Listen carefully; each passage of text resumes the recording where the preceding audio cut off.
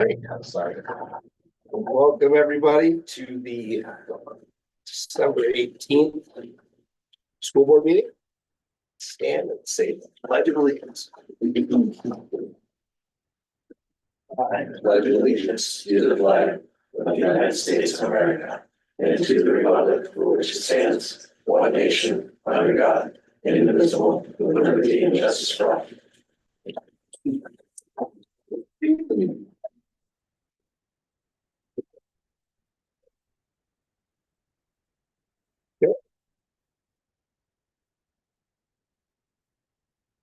All right, please get a motion to adopt the agenda.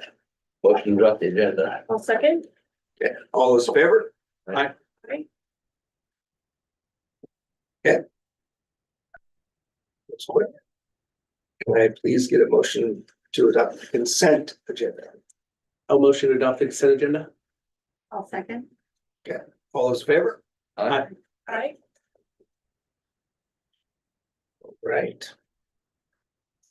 Well, I think move right on to public comments. Any public comments? What? City assessment report next. Oh, yeah. Adrian Samara, got some reports. Yeah.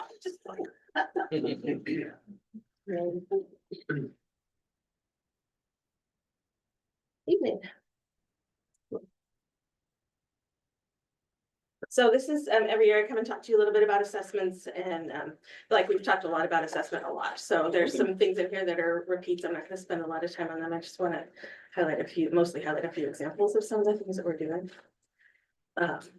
So just remember, this is out of the policy about the purpose of assessment, but really we're looking at how we're determining whether what we're doing is having the effect we want it to have, sort of seeing where individual students are. But also students in programs who are not progressing, or maybe students who need specialized programs. So really encompassing all of those pieces. And when I think about the assessment that I'm going to talk about tonight, it's really aligned with the support and the learning commitments that we have as part of our commitment. So talking about how we're supporting each student. So let's see a couple examples there that I'm going to highlight are really about folks using assessment to do that. And then learning overall is really just how are we doing, big picture. And really a lot of the assessments we've already talked about, because when we came and shared the strategic plan metrics that we had, most of the assessments that we are using in there to inform that are really what we're using to set that up. So I did have Angie put the metrics in there again for you, just in case you wanted to relook at that. But just as a reminder, we had identified a few different really specific measures from our data. And most of these we're going to see the results of after we have our data, our assessments in the spring. So these are kind of based on what we know from how kids did last year, information we got last year, and we'll see where we go in the spring. One thing that I think I just want to highlight for us is that this is probably the first time that we've really very systematically had specific measures that we're kind of all working at together. So it's kind of exciting to see us move in that direction where we've had individual people looking at individual data, having some measures all together. It's something that I think we're doing a better job with assessment just as a whole in the district, and really talking about how we're going to know if we're going where we want to go. The term I didn't think about this. These items that we use with the strategic plan are what we call our baseline. It's what we're going to measure ourselves from as we move forward. Starting spot. So just as a reminder, really there's a couple of big chunks of assessments. We have these state assessments, and we are ramping up right now to start taking all of these. So you're going to start hearing information about smart and balanced assessment or the WIDA assessments. So these are the ones that all students are taking, and they're mandated assessments, and these are really those end of everything. So you see how we did at the end. And then what we use most often during the year is the screening and progress monitoring. So these are the ones we're doing more often, that we can actually watch kids as they're going. So we can see, how'd you do in the fall? Where are you at in the winter? Are you making the growth we want? If not, let's do something different before we do the scan in the fall. And these assessments I've talked to you all about before. And then I did want to just remind you that the OSPI does have a school report card. And as data gets kind of finalized, they'll update it. So they'll update it there. So they just updated, for example, graduation rates from last year just got updated. The WA kids just got finished. That'll get updated there fairly soon. So that's a place that you can kind of go if you want to see the public facing data that we have. And then we're also able to access information that's specific, like student names and things are in the public facing, but we have that level of data that we're using. So I put that there for you to see, access if you're interested. But what I wanted to do today is just really highlight a couple of examples of not just those big assessments that we do, but some of the ways that our staff are using assessments more frequently throughout theirs. And I just picked an example from elementary school, middle school, and high school, because I wanted to show we had this goal as one of our pieces under support was not just the kids doing better, but the staff understanding how to use assessments better. So remember the CE survey is that perception survey that we've done. We take and the staff answer questions. And there was a question about how confident they feel in monitoring student learning. And our goal is really to get from 74% of teachers saying they feel like they can really use student data to monitor learning up to 80% this year. So that's what our goal is, to be using more data more frequently. So teachers are feeling like they can really monitor what's happening with kids. So I wanted to share just a few examples of ways that's happening. I met with our English learner team at Irene Rather. So there's 3 teachers there who work with our English learners. And what they did, OSPI was released a chart that said, here's how much we think a kid should have grown in their English language development. So if they started here, after a year, they should be here. And all the kids are starting in different places. And so what the teachers did is they actually looked at what were kids' scores last year. What did they get this year? And they saw, were they supposed to make this much growth and they made this much? Or were they supposed to make this much growth and they made this much?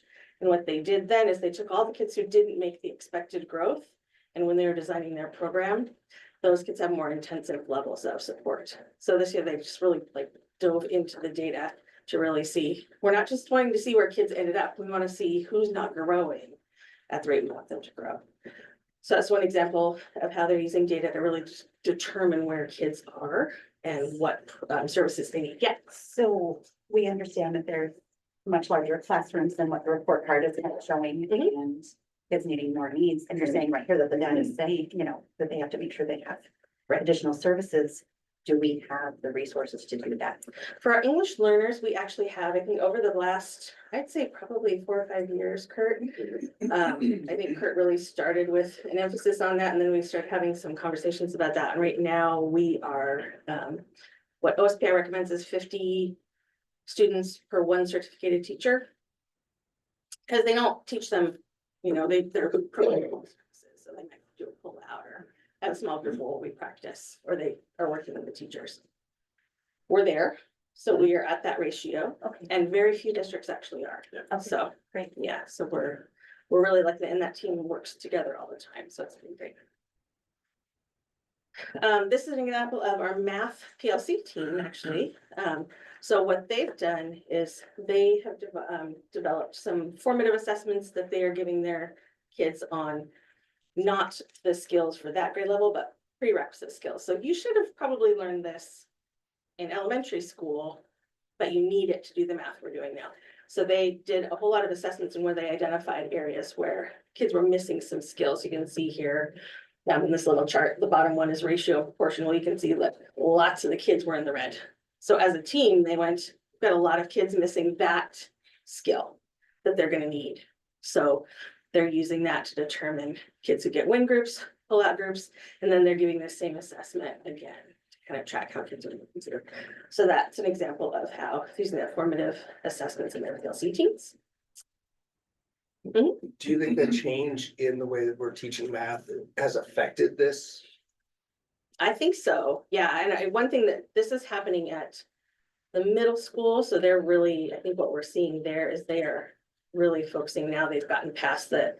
This is our first year trying to figure out how to use this new material. And now they're really trying to figure out what are kids learning and what are kids not learning.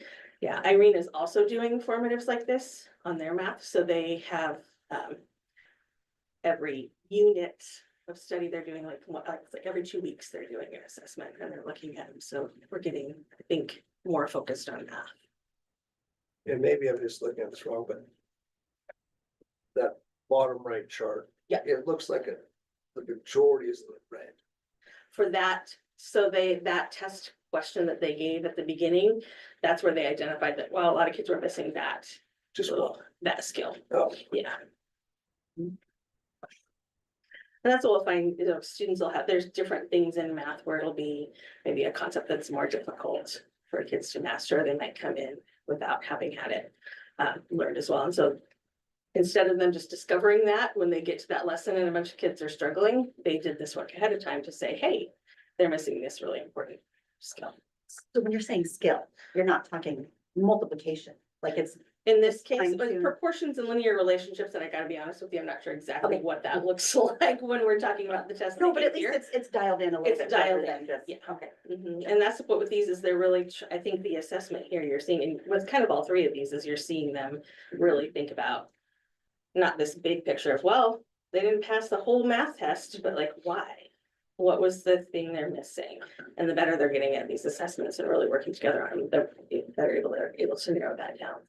A lot of them are also testing by standard instead of just saying, there's the whole chapter. Yeah. The exam itself has sections of standards, that questions are targeted to. And a lot of this is just as they get better at giving these assessments, or they're thinking more about that, kind of working toward that goal, we have a feeling like I'm actually using these assessments to identify what students need. Then the last example I wanted to show was high school reading intervention. So starting halfway through last year, we had a halftime reading specialist who, Olivia Engels, who's here at the middle school, has been as part-time here, and then over in the high school, she started doing work supporting students who had struggles with reading at high school. And so she's using an assessment called the ERLA, which is the same assessment they use at Irene. She uses it here at the middle school. And what that is diagnostic. It allows her to actually sit down with those kids and say, you didn't pass the SBA, or your iReady score is pretty low, but what's actually happening?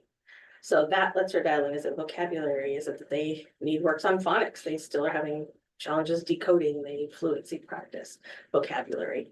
So depending on, so identify those students that there's something going on, and then she's using this assessment to figure out what's going on. And then she's building groups related to that. So she'll have a group of kids who really needs to work on fluency, or a group of kids who needs our controlled vowels, or whatever it is that they're missing, whatever little skill they're missing, she's pulling them out and doing remedial groups to help catch kids up. So in all of those, using the data, figuring out those pieces that where the kids really need help is helping to target. So by the time you get to high school, you can't spend a whole period in reading phonics the way that you do in kindergarten, right? So she's got to really target in what is the thing that this kid's missing. And so that's part of what's happening there, is really trying to develop that system at the high school. Those three examples, these aren't exhaustive. This kind of thing is happening, but I just wanted to share some of the ways that we're using these tools more frequently in the buildings, and teachers are really using them.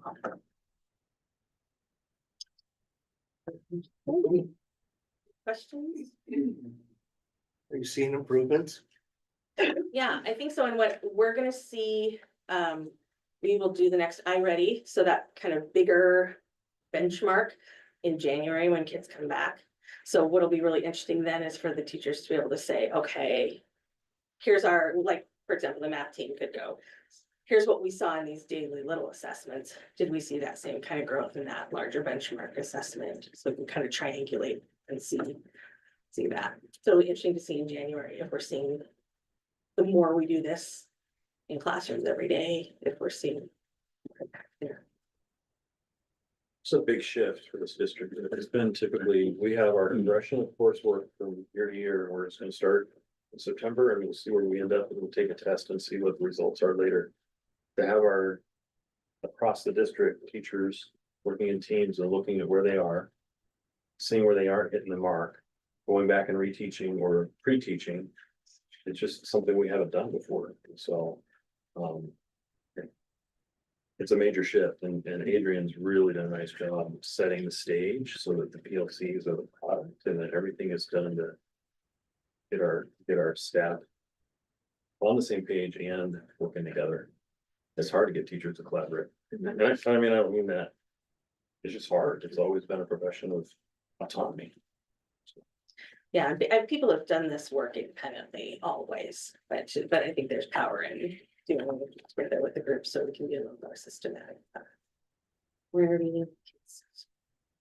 So how frequently will be hearing updates about this from you? I think what'll happen, you can tell me what would make the most sense for you. Most of the buildings, when they come do their reports, they'll be sharing about their pieces of their data. If I look at the strategic plan, most of these measures, we won't have the end result until probably next fall, really, for them. But we could, the iReady, we could kind of look at progress in there. Are there things that you'd be interested in seeing? Would you want to see something in January after kind of the iReady happens in? I think as a whole, we wanted to see improvements in some of the core competency things. And if this is one of the tools. Yeah. Used to see those improvements, it'd be great to have more frequent updates on it. Specifically, your math, science, reading. And reading. Absolutely. Also have the PLC presentations, do a portion of that too as they come through, but yeah, we can do that. But this is different, yeah. The So overall, overall, Yeah. Yeah, I think that it would be fairly easy to look at, the middle school and elementary school have the iReady, which is bigger. The high school doesn't do that, with the older kids, because they kind of, that test ends there. But we could I've been talking to Sean about things they're using, so there might be some pieces that we could pull there. Yeah, I'd love to hear from you. That's frequently. And how kids are doing. yeah. Thank you. Thank you all. Thank you.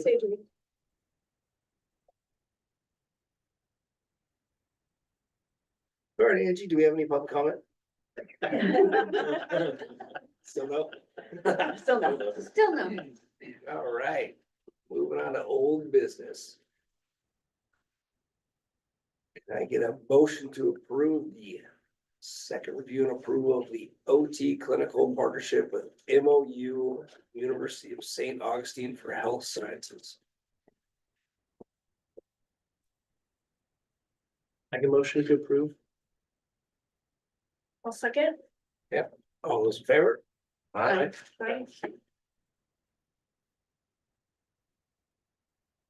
Can I get a motion to approve the second review and approval of policy and procedure 3414 infectious diseases? I motion to approve policy procedures 3414 infectious diseases as detailed in the attachments. I'll second. All those in favor? Aye. Can I get a motion to approve the second review and approval of policy and procedure 3420 anaphylaxis prevention and response? Did we get verification on that of a timeline or anything? Are we going to have adequate supply? The extra epinephrine, we will have them by January. Thank you. I'll make a motion to approve policy and procedure 3420 anaphylaxis prevention and response. I will second policy and procedure 3420. Okay, all those in favor? Aye.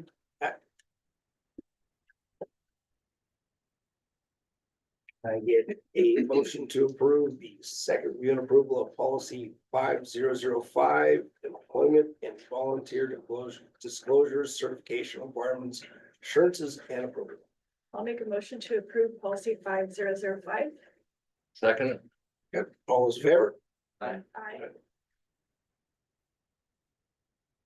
Can I get a motion to approve a second review and approval of policy 6600 transportation? I'll motion to policy 6600 transportation. Second. Okay, all those in favor? Aye. Aye. Further update on that. Each building will have 2 epinephrine auto injectors at the appropriate dosage for the age group. Okay. And For these, the two initial pens per school were free, and then refills are available upon expiration, also at no cost. And they are anticipating them when we return from spring break or winter break. And the only other concern was bees and buses. We were gonna look into that too. Yes, yes. That's good news. That's good. Yeah, it is. And we're, Amber and Stacy are also working on the Narcan, updating those for each school as well. Okay, moving on. Finance reports. All right, Deals in person. burning through this. Do you need more time? No, I'm good. Um.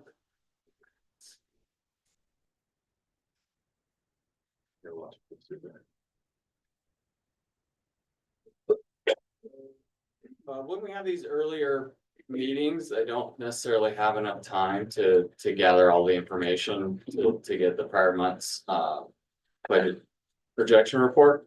So that's not here yet, but we are gonna go over some enrollment here. So looking at the with the enrollment for December. So we've kind of been, we mostly trickled up through November, and then December's been pretty close enrollment to December. We were only slightly up in September, but we're working our way up in the core program. We're up 54 FTE, and it was just about the same in November. In MP3, we have been hovering at about 208. And now we're at 216, so this is the first month that we're above our enrollment. One little thing is, so we get about $10,800 per additional FTE. And then that money, we don't receive the additional funding until January, but there's a square up that happens with OSPI. And so we'll get the additional funds in January, so they'll catch us up to January, and then each month after that, they give you based on what your average enrollment is. And so, you know, each month after September, you get a little bit less of that total, because so like if you have additional enrollment in October, you get 9/10 of that revenue. If it's November, you get 7/10, and so on and so forth. So being up 55 enrollment for core and MP3, that's about $550,000. And so what we do is we track all the additional revenue that we've received, and then we also accumulate you know, all the needs across the district, and then we try to stay within the additional funding that we receive. So far, through new hires and other solving other needs across the district, we've allocated 510,000. So we're pretty close to spending all of it. But we are currently under that amount.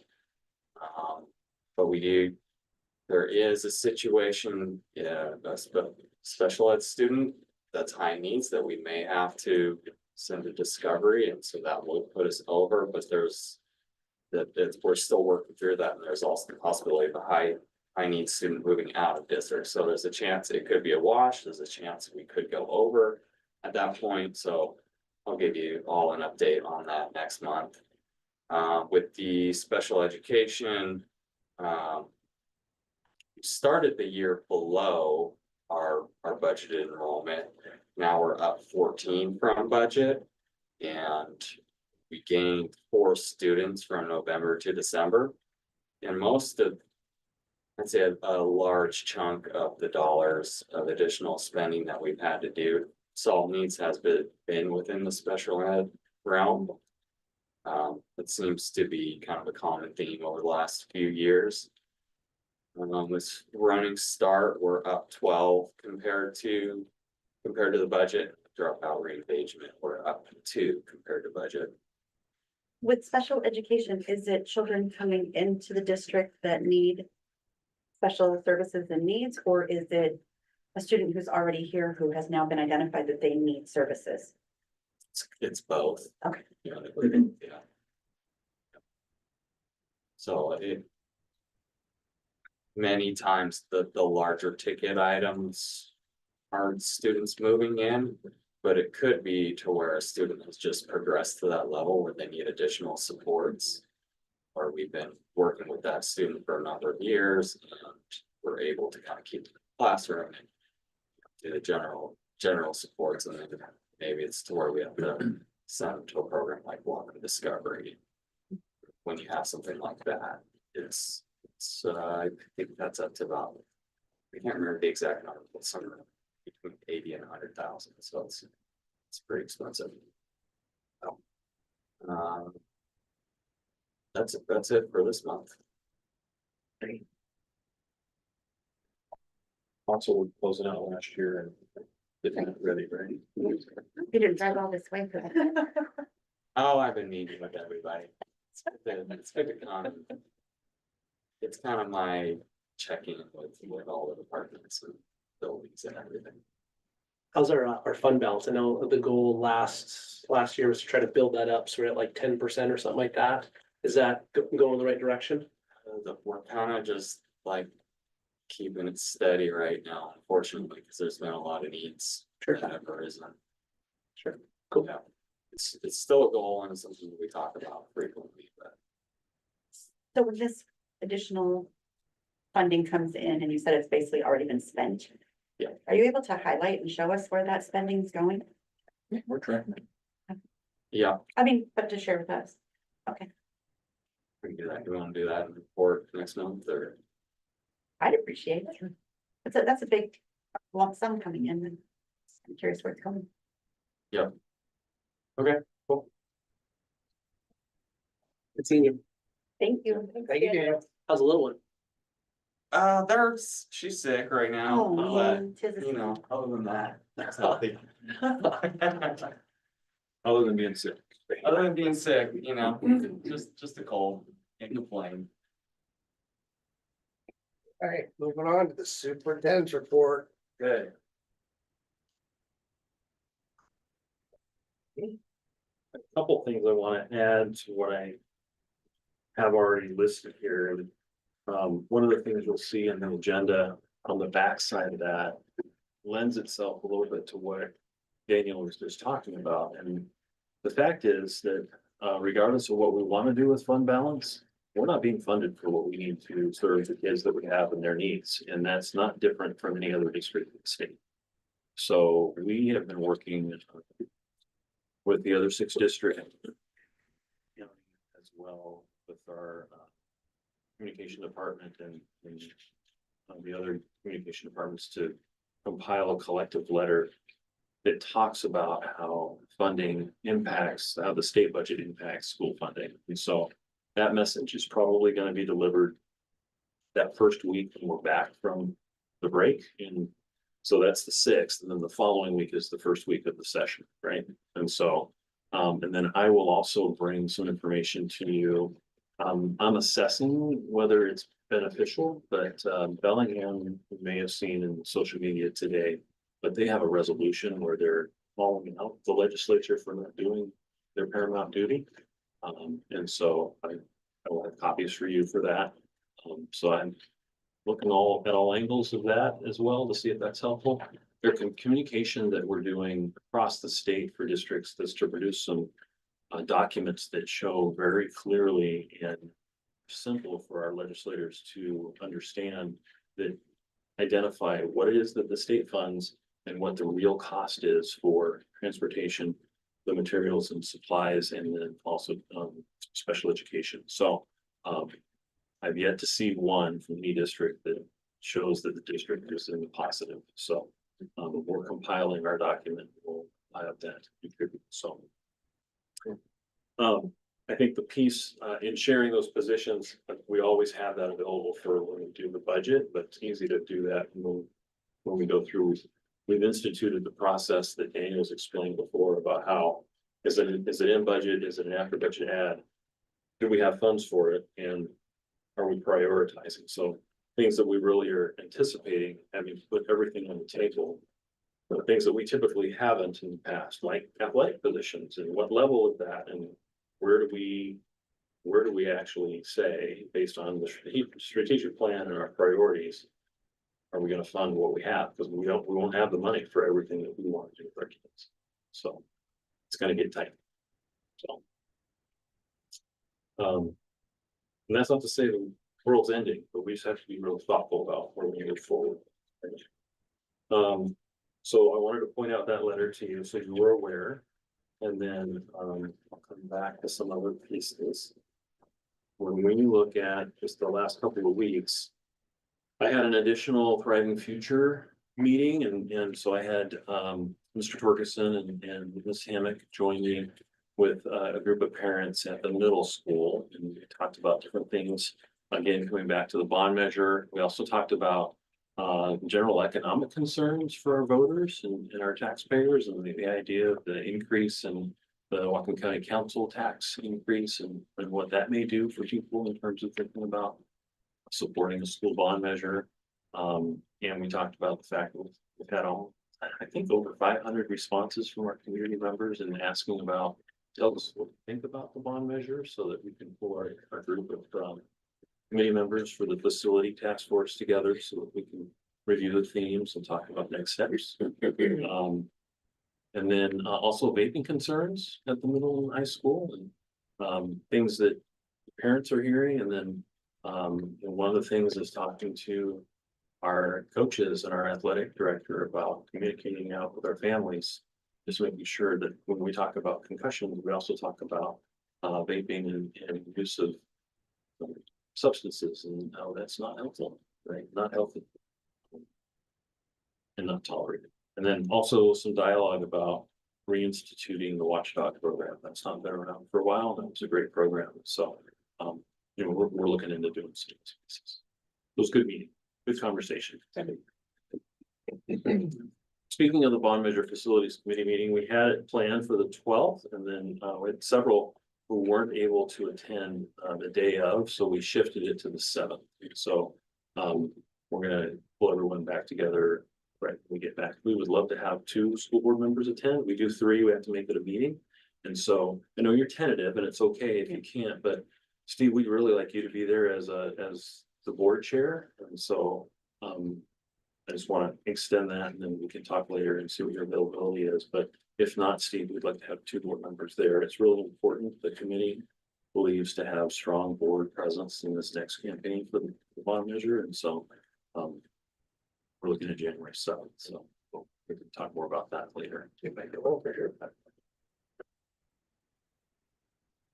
I left the bond facts on there.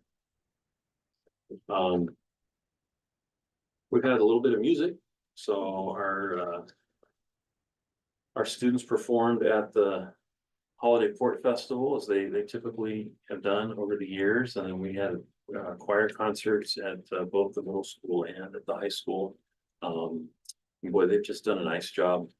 Mitch DeGrace is on leave this year. So Quinn Wilder is his replacement. He's a new teacher and has brought a lot of energy and has done a nice job. And the students have done a real nice job. So I had a tight presentation. They had like 3 songs, 4 different groups. And so, but the students did a great job. Holiday meal was served today. So yay. That's good. Good. Yeah, that's good. And so, we can vouch for the little pumpkin tarts. They bring extras over to us. Good.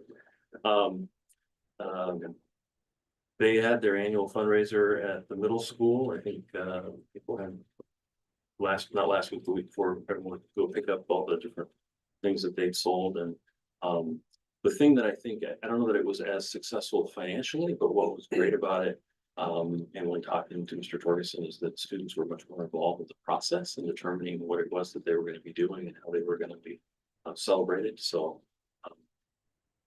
we have had ASB law requires students to be involved in that. And probably hasn't been as much involvement in the process in the past for the middle school, so that was good.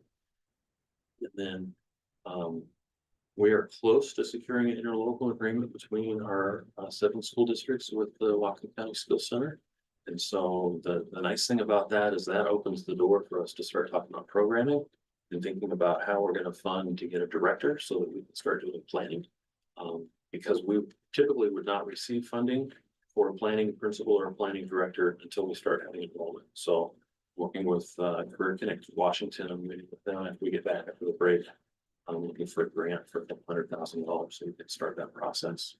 But in order to start a charter where all districts agree to support and promote sending the students where they lose FTE in support of something that's greater for their kids that they can't provide in their own district, it's a good thing. So pretty excited about that. And on the side of the Early Learning Center, remember when I spoke about an anonymous donor, $200,000? That donation was processed through the Whatcom Community Foundation. And that director called me last week, and asked me how I was doing. I said, doing fine, thank you. She says, well, you think you'd be better because that anonymous donor wants to bump that donation to $200,000. Wow. So they're gonna add another $800,000 strict donation. So it's for the Early Learning Center. So pretty excited. It's pretty wild to think somebody around here's got $1 million to support your idea, right, to move forward. So we're pretty excited about that. You know what, you're the graduate. So where does that, how does that impact timeline? I know. Great question. So when we've been seeking. Sorry, if I took him to Joyce now, okay, tell me. Yeah, the yeah. details. So the question was, how does that impact timeline? So we have a progression, and I'll try and not be super confusing, but we have to get rid of the district office to be able to build the Early Learning Center. And we have all the funding for the district office. But what we don't have is we don't have a clear timeline for the federal dollars that are connected to that, which was obtained by a request through a congressional directed request that Lynette Brower at the Skills Center in Mount Vernon, which is now a different entity, it's Mount Vernon. They have to do the paperwork. Attached to that is an environmental study, but because we have the program director up here, MERIDIAN, Jay Yeager, we have funding that is also federal for the Early Learning Center. Jay is able to do an environmental study that will work for what Mount Vernon has. So once we get the process through, we're connected through the federal government, it's through the Housing and Urban Development. Once we get that piece done and we have a timeline when that's going to become available, then we can write a PO and we can get the company that's going to do Pacific Mobile. So the company that's going to provide the district office, then we can get them on the schedule to have a building built and then delivered. But I've been really clear, we don't want to have anything start until we know we have the funding. I don't want to have half a project sitting there for years while we wait for funding, especially in this environment, right? So that piece we have in place, it's a matter of being able to get the federal, and it moves slow for federal funding. So back to the Early Learning Center. That piece is $12 million for the building itself. As of late, I've been also concerned about the funding for outfitting the offices and outfitting the classrooms and making sure that we have the pieces that go with what you need to support children 0 to 5. We have $10,600,000 already secured, if not in our hand, already obligated. This $800,000 will put us into 11.4. But I already have a $1.1 million application that's been moved to the governor's budget. So all in all, by next May, we'll be at 12.5. So that'll be 500,000 more than what we need to build the building, which will adequately outfit the building as well. Might move us a year down the road. Okay, We can't, anything in the governor's budget doesn't become available until it gets approved by the legislature. It's a 105-day session. It likely won't go long because it's all Democrats and they don't look good if they don't get done on time. When you have a split government or it's an election year, they also don't take long because they want to get back and start campaigning, right? So. In December, that's what we understand. So we may not, the only thing driving our timeline is ourselves. So we just may not start when we wanted to originally. The problem with that is, the longer you wait, the higher the cost. Right? So there's that. So That's why I was wondering if you would solidify the money for early child center, we could. Be a Right. little bit more. Now, that's not as critical because that work. Gonna take a year of planning anyway and design. And we're already receiving funding. We're getting the funds for that. We have, whereas with the skill center. We won't get that until the legislature does it, but we're getting checks now that we may be able to move with an architect to be able to get buildable plans. So that's something Daniel and Jay and I will work through and start thinking about what makes sense to move sooner than later. But super exciting to give us the opportunity to have those conversations. Already read a thank you note. Well, we are, it's gonna go to the foundation and then they'll share it with them. So. It's good. And the last couple of items, get before you get, most people are familiar, but these are, these activities, get before you get and winter wishes are just, some really phenomenal opportunities for students to contribute and be a part of something bigger than themselves. And so tomorrow, Get Before You Get takes place. It's really community focused, service. A lot in the school and then a lot in the community, more in the community this year than ever before. I stopped and spoke to Patrick last week. He said this is the first time they've had over $20,000 in pure cash donations. And so they're super excited about that. The Get Before You Get is actually, Kayla Turner leads that effort. So that's not the leadership team. That leadership team is the Winter Wishes, but, a lot of excitement around that. And so if you're around tomorrow, 10:55, they're gonna be engaging in those things tomorrow in high school. Favorite day of the year, We give free that. my favorite day of the year. I'm so proud of our students for doing this. Great job. And then Winter Wishes, again, just the opportunity, probably the best part for me is that you have a lot of students who, when asked if they can help somebody that they've seen that would benefit. Well, a lot of kids who don't have the resources to be able to do something like that. And so to be able to have donations that allow them to be able to request something and then to see that that gets delivered to somebody without that recipient knowing. It's a great thing for kids.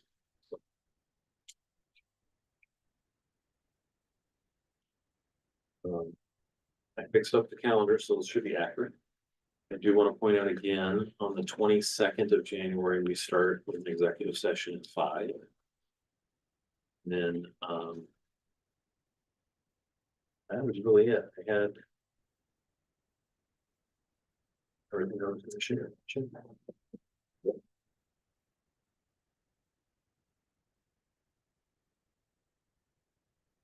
Thank you very much. It's great. Oh, well, please. So I'll just plan on getting there. Okay. Well, we have no student board representatives because I saw Kennedy at my daughter's basketball game. Do we have any information from board directors? If we could be at the high school by 10:45 on Friday, that'd be great. In your gear. Oh, and Jared, I made a mistake on yours. Jared Cruiser, your Grinchy school board vice president. Insert. I thought it was JD Vance. You can insert whatever you'd like. You did. It's gonna be great. I'm not reading. It's gonna be great. It's the wrong.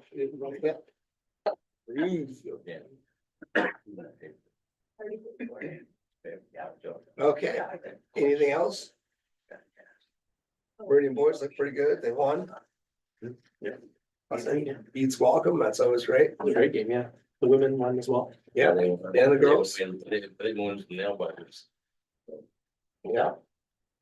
All right, well, guess we can sign some official documents and adjourn. Thank you. This- Yes. Jana, that's all Jana. I was just